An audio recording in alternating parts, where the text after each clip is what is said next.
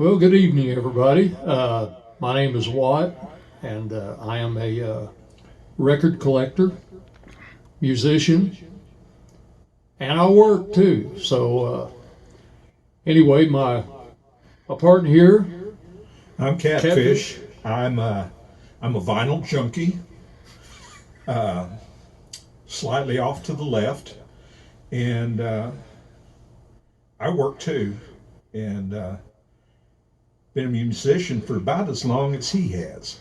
We're real close in age, so and if you kind of see in the background, there's all kinds of records and stuff, and my room is just like this.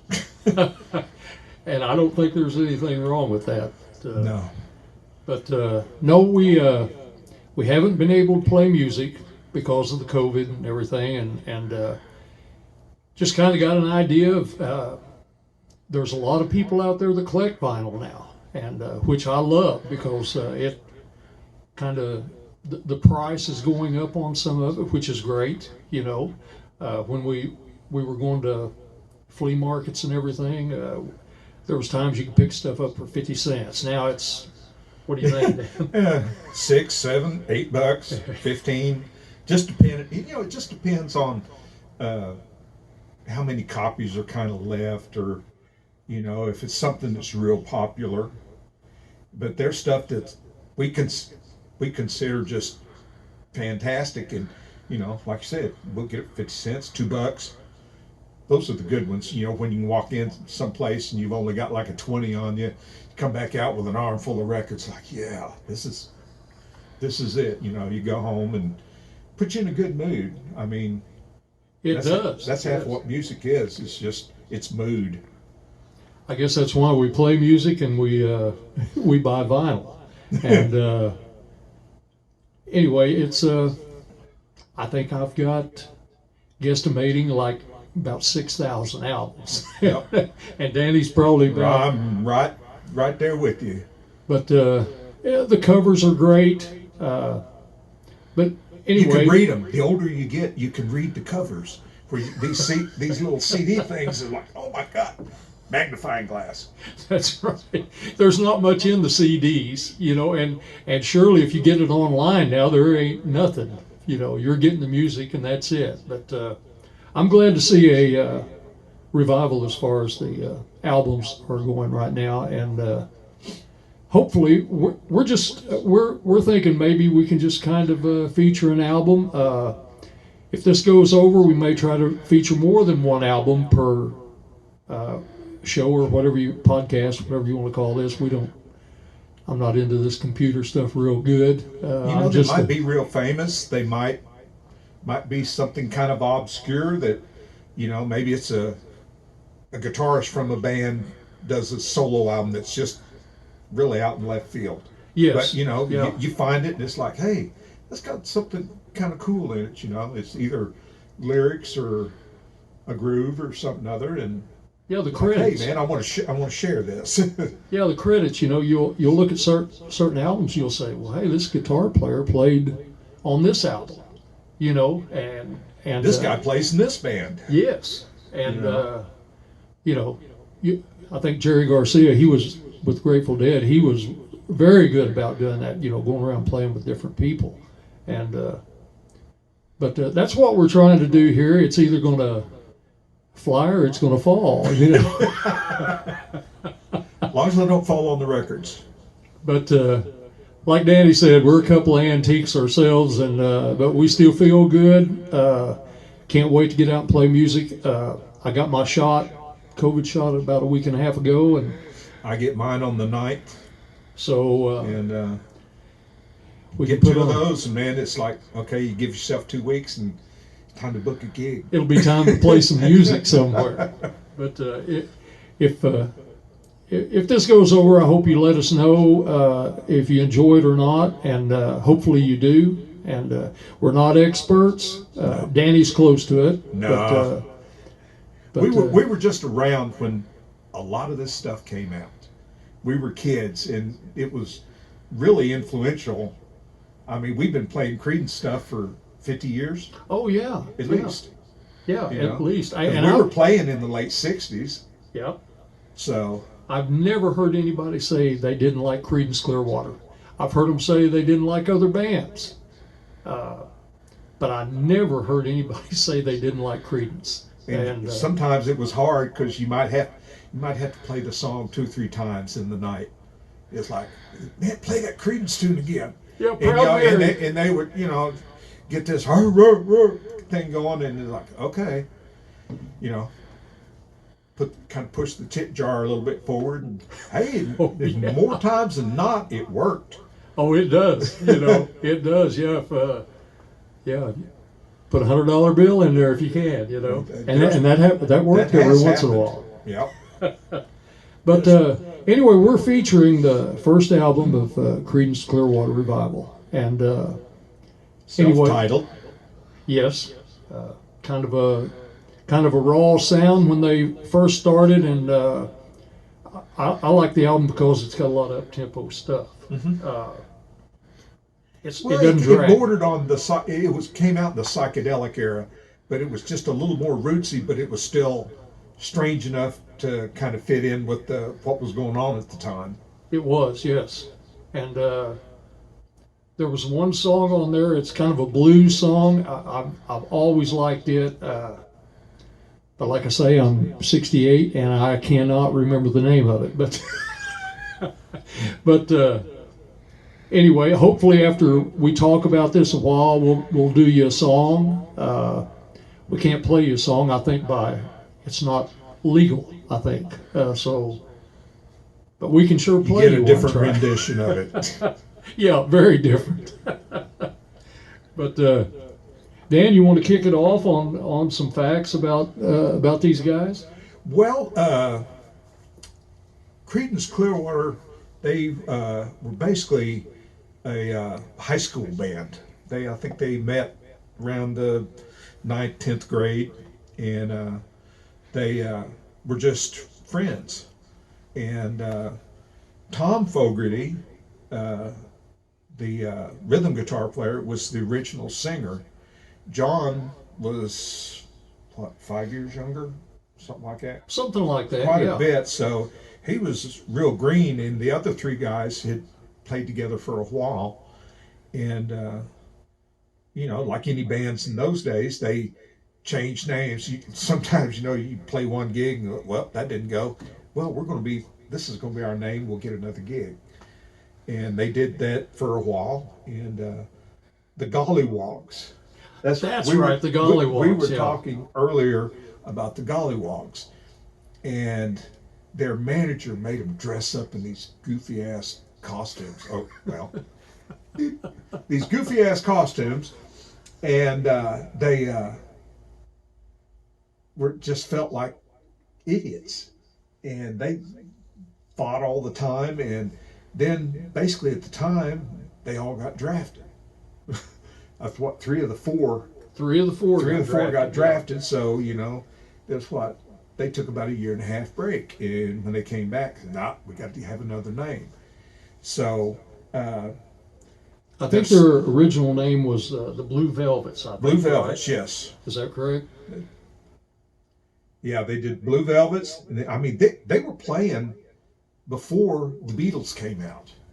Yeah, 1959, I think. Yeah, is when they kind of got around and got together, and yeah, I think they had even 3 singles, I believe. Mm-hmm.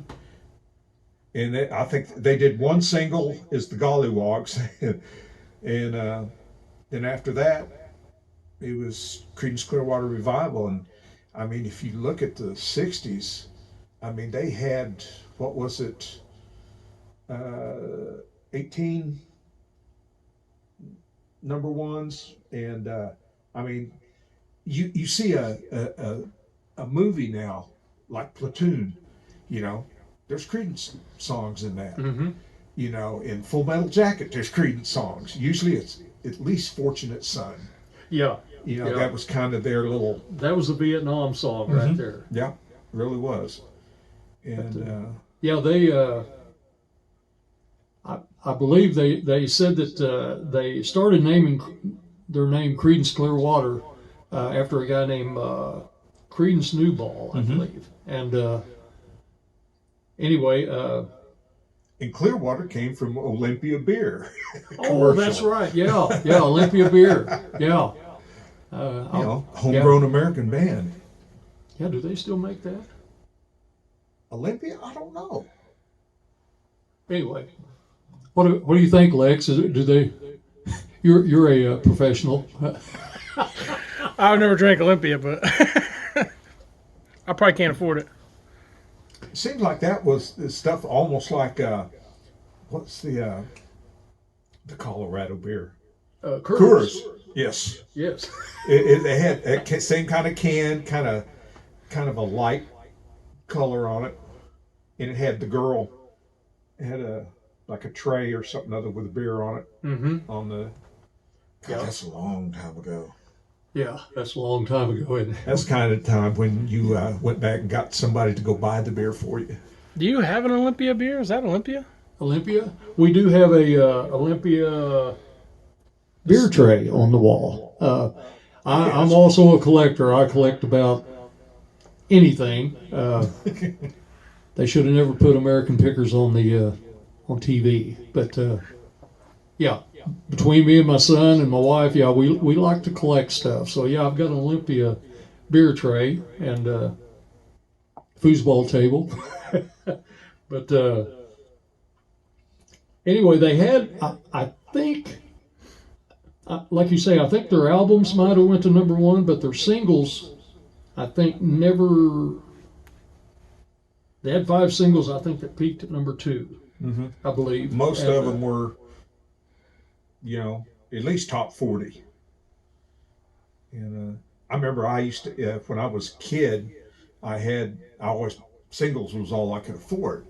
And I had like a stack thing that you put singles in, and I take the picture sleeves, and my folks didn't care, and I had a whole wall of just all these different picture sleeves, and you get a new Creedence out, and it would take the place of something else. You move it over.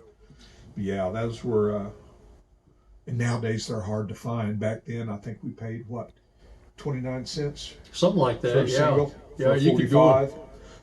Yeah, you could even go in TG&Y and buy them under the counter. I think back then, but anyway, back to the band. They I think their biggest album was Cosmos Factory. Yep. Is that right, Yep. Dan? And unfortunately, they split. I think in October of 1972. Yeah. And I think it was, I can't remember. I know Tom Fogerty, he passed away with, I think it was AIDS. Yeah. I believe. Now that's something I didn't know till we were discussing. I really didn't know that either. And, I thought he was just in ill health, but it's that really.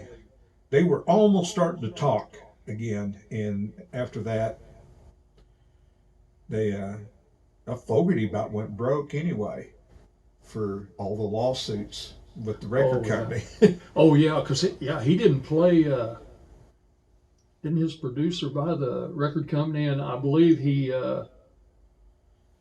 just would not. He didn't play record. Creedence tunes for 25, 27 years, something like that. But another fact too that when they played Woodstock, they were kind of. John was kind of disappointed because they followed the Grateful Dead, and I think all the people that came to see, the Grateful Dead, and I think I don't know what time they quit playing, but they said the crowd was so bummed out and out of it, asleep, they really didn't get into Creedence's set, and they said that was really disappointing. I think they said they had like 4 tracks that they actually felt was good to put on the Woodstock album, or I think they released it, didn't they? Yeah, they have at least. I think they did that when they've added on to the Woodstock soundtracks.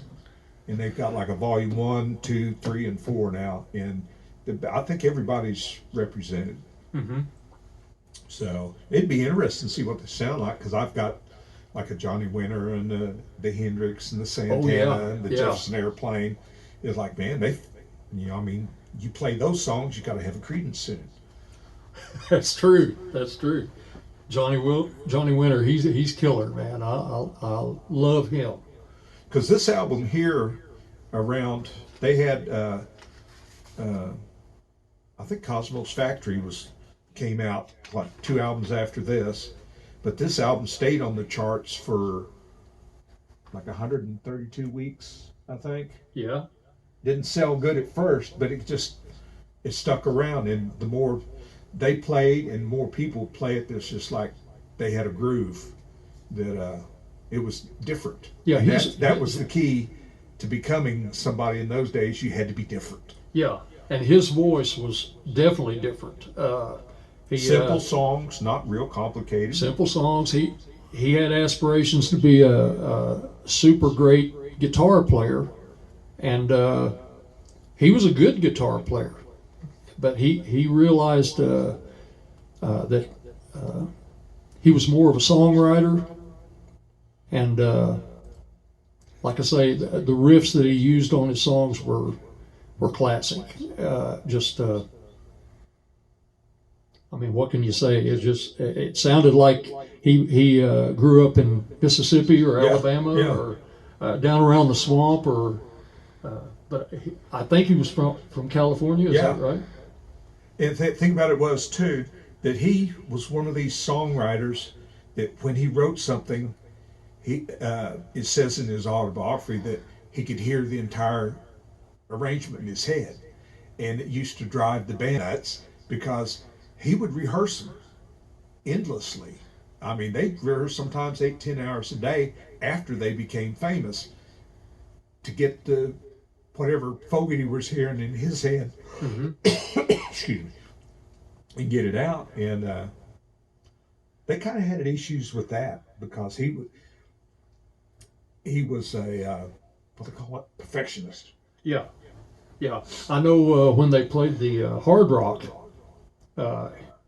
in Tulsa, I think people were standing in line, and they have a magnificent sound system in the joint, and but he would not play through their sound system, so those people had to wait and wait and wait, probably a couple hours, I believe, is what I heard, and before they could even watch the show. So the show was pretty late by the time it was out. I'm sure it was a great show. If I'm not mistaken, I think Billy Gibbons might have showed up at that show. But it would have been a good one to see. I couldn't get the tickets, or I can't remember. Probably had to deliver a cow or something. I don't know what I was doing. But anyway, that would have been a great show to see. Life of a rock and roll farmer. Oh yeah, I got cows. You got cows, play music, and work. So one thing for you parents out there: make your kids go to work. Keep them out of trouble. You know that, and if you've got a work ethic, you'll survive. That's right. But anyway, I was going to talk about this cover, the cover where they're in the trees and everything, and Danny, you had some facts on them as far as the way they were dressed, or their manager made them wear these uniforms because at the time, Hendrix was wearing like some Sergeant Pepper type stuff, and a lot of different bands had these weird things. The Seeds were one that they dressed up in Civil War type stuff. Oh, okay, yeah. But these guys, they just wanted to do the blue jeans T-shirt. I mean, they didn't want to have pretenses. They just wanted to play music and make sure that people just listened to them. And they went to there used to be a place in Hollywood called Granny Takes a Trip. It was like the fashion place for all of the young musicians. And he went in and he picked out stuff for them. And you can see in the cover, there's none of them looking real happy. It's just real somber. It's like, oh man, not again. And just, it was kind of, but after, I think it's with the second one, was the Green River album, they just started dressing like the way they did. Yeah, I can imagine what who was it? Gary Puckett in the Union Gap. Oh God! They looked like soldiers. I don't know how you could be comfortable playing in a uniform like that, but I guess you do what you got to do. I guess I would wear one if I was going to make a lot of money.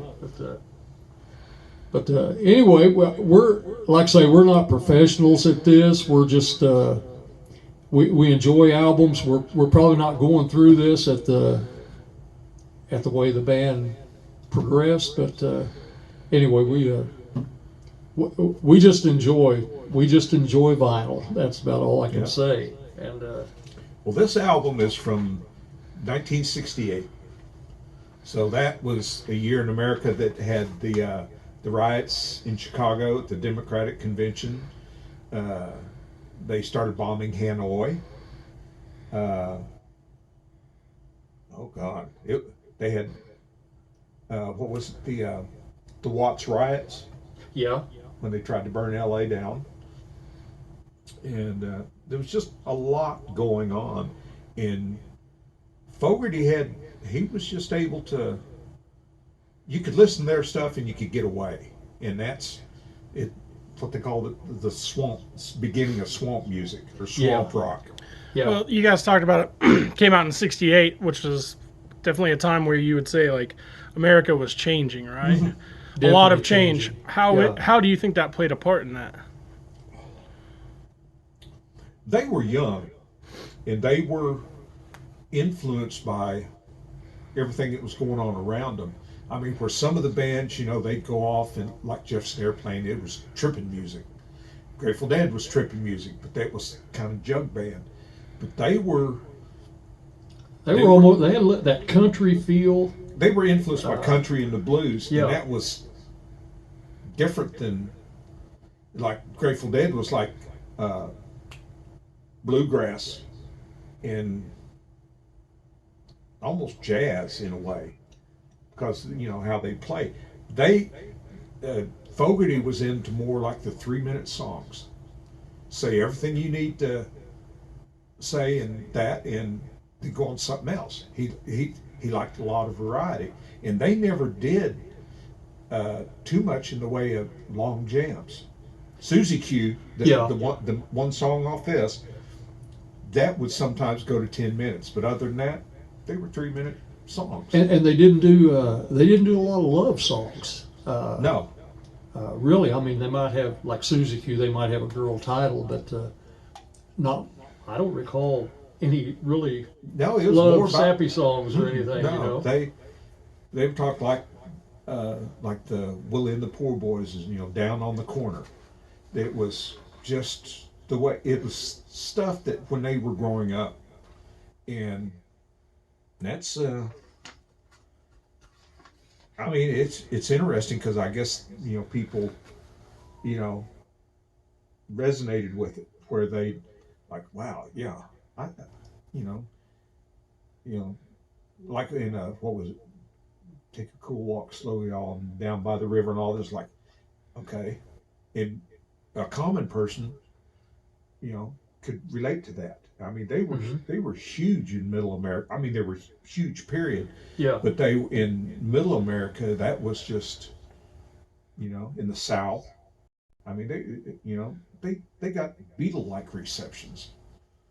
So, I will never forget. This kind of off track, but played a club, kind of almost a Sapulpa, Oklahoma, called the Black and Gold Club. Black Gold. Yeah. You remember that place? Oh yeah. Well, anyway, we had a pretty good crowd, and the owner and his wife. The owner looked just like Steven Tyler. I swear, he was just a little little Steven Tyler. And anyway, we were up there. They was wanting us to play Green River. So we get up there and we start playing Green River. And we had noticed there was two couples together. They would get out there and dance. Well, this one guy took the other guy's, I guess, wife or girlfriend out there, and they would go behind this corner and they'd make out. Well, I don't know who told the guy's husband, the girl's husband or the boyfriend, but this guy comes around the corner with a pool cue. And he hits this guy on the back several times, and little Steven Tyler, he's trying to break it up, man. I mean, hell, it wasn't just, it was great. I mean, but I don't think nobody got hurt. Thank God he didn't hit him in the head, you know. So 9 times out of 10 in those days, the band would keep going. That's true. true. As long as they stayed away from your gear, you know, and didn't knock your beer off, you know, I mean, I don't know how many times like playing the Hurricane in Tulsa, you know, and it would just be stuff bouncing everywhere, and it's like, okay, you know, and it's especially something like Susie Q. It's got this little riff where you could just jam over the top of it. Somebody had to hold the riff down. yeah.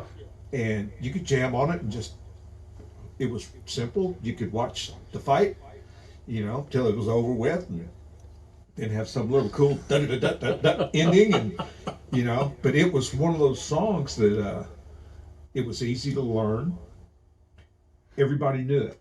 You know, it was like the Animals' House of the Rising Sun. Susie Q, you say Susie Q, and it's like, oh, Creedence. Yeah. It's just very identifiable. Yeah, even though they didn't write it, but when you identify that song, it's with Creedence. It's not with the Hawkins guy. Or, No, and people would sing with it. That was another thing. I mean, a lot of the stuff they didn't, but something like that, when they start getting in their party for the evening, that they would sing with Creedence tunes, and this one especially. And sometimes, you know, they'd be doing something, and you're still playing it, and like, you look around like, yep, they're having a good time. That's all that matters. That's you know? it's Yeah. all in the name of a good time. Get away from whatever, you know, is going on. So Yeah, I know why you went to the. Didn't they have naked girls drink? I mean, not drinking, dancing on the pool tables, Dan. oh yeah, that's. I had another band at about the time that I met him, and there used to be a dancer in Tulsa. I think she's still around. They called her Judy Booger.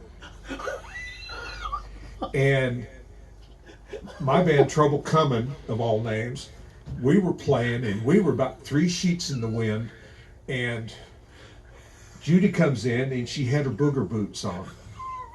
These white furry boots that went up to her knees, and not much Judy, else. Judy. Yeah, Judy, Judy, Judy. I think Gary actually said that when she came up.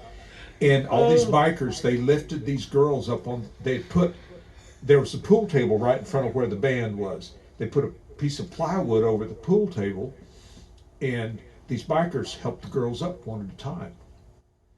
And by the time they got up there, there were no clothes. And they literally, we played and played and played. We ended up doing, instead of a 45-minute set, we did probably close to an hour and a half set, maybe hour and 45 minutes, when the girls finally got tired. And then Judy did her show. And it was, but I know we played Green River. I think we played like 3 or 4 Creedence tunes, and it went on for a good half hour. Yeah. And you got paid for that too. Oh didn't yeah. you? Yeah. Oh, we got paid, and it was entertained. I mean, thought we were the entertainment, but that was nowhere near the case. But I mean, their music, it fit to any situation. I mean, it was good. It was good time music. That's the main thing. Well, like I say, I've never heard anybody say anything bad about Creedence Clearwater. You want us to play a Creedence song? Yeah. Yeah. Oh yeah. You know, and even in his solo, with his solo stuff, I mean, It was still just Creedence. excellent. It was still Center Creedence, field, just, man. yeah. You know, I was just it was Americana, but it was his own brand. I mean, it's just not. I mean, there's a lot of rock and roll. I don't know. A lot of people agree with me. I think that sounds the same. It's like this real formula type of music, and his wasn't. I mean, because it would be, either it'd be a slow song, a funky song, a rock song, and you knew by the first couple of words out of the mouth, it's like, yep, it's Creedence. Yeah, or a country tune like Lodi, just a good variety of music, and I think that's why everybody likes them, But yeah, their greatest 20 greatest hits was released in 1976, and it's still on the charts. It's helped put over 500 weeks on the charts, and that's just, I mean, that puts them in league with Pink Floyd and the Beatles and the Stones and all. I mean, they're one of those iconic bands, and this is where basically it all started. Where it started, yeah. And if you listen to this album, you really ought to do it from beginning to end, because it takes you on I won't say a journey, but they have something to say, and just listen to it, and it touches on a lot of things in people's lives, I think. But it was everybody wanted to make a statement in those days, and this is pretty darn good. First one. It was a good start, wasn't it? Yeah. Well, we hope you've enjoyed this. I think we're going to end this. We're going to maybe try to play one off this album. And like I say, this is Catfish, and I'm Watt, and we got LB. He's doing the camera work and everything, and we appreciate him coming out. We've made him laugh a few times. I mean, we're not pros at this, as you can tell, but we hope you enjoyed it. And anyway, let us know wherever you're at. I don't know how far Alexis. I don't know how far he's going to send this out, but wherever you're at, give us a thumbs up, thumbs down. Have a laugh, open a beer. Turn it up. Whatever you want to do, we'll take whatever criticism you got. 4, 3, 2. This is an acoustic version, a short version of Susie Q. Well,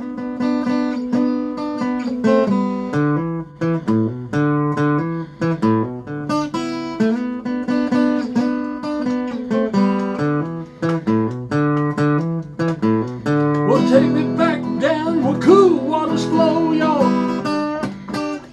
Sorry. It's okay. I'm just gonna keep it going. You restart whenever you want. One more time. You got. You can just start if you want. Okay. I can't believe I messed it up. I've only played that 1,000 times. That ain't the song. Damn. All right. Here we go.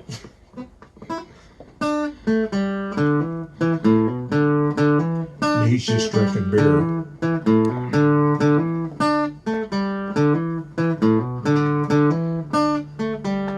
Oh, Susie Q.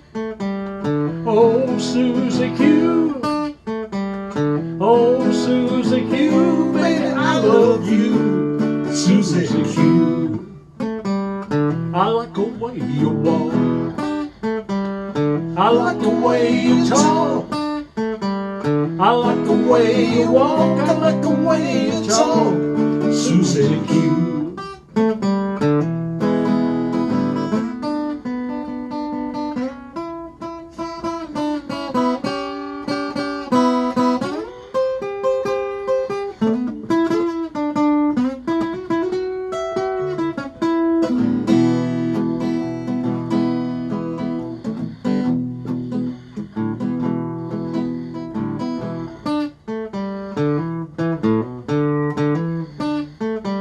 I like the way you walk. I like the way you talk. I like the way you walk. I like the way you talk. Susie Q. Oh, Susie Q. Oh, Susie Q. Oh, Susie Q. Baby, I love you, Susie Q.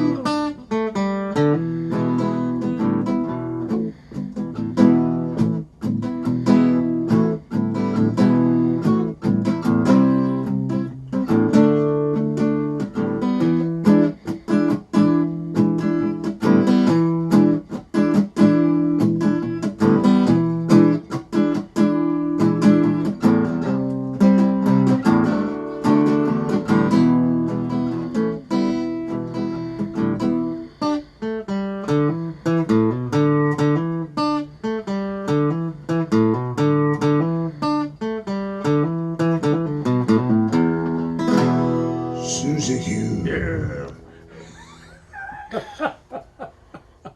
Good job, boys.